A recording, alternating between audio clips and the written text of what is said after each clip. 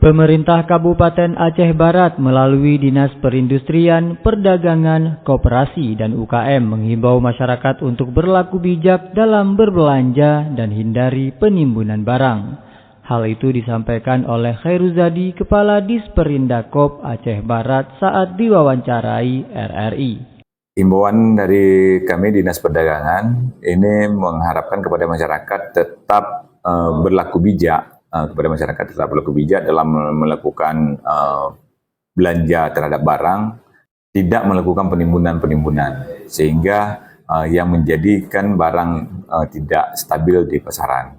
Khairuzadi mengatakan hingga saat ini harga bahan pokok di pasar masih normal dan stabil, sehingga masyarakat tidak perlu khawatir akan kenaikan harga. Ia juga mengatakan bahwa stok persediaan barang di Aceh Barat juga mencukupi hingga awal tahun depan, sehingga dapat mencegah kenaikan harga.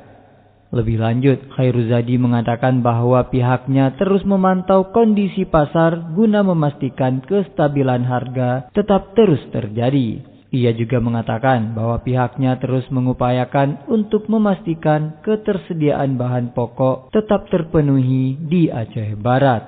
Reporter RRI Melabuh, Tama Maulizar melaporkan.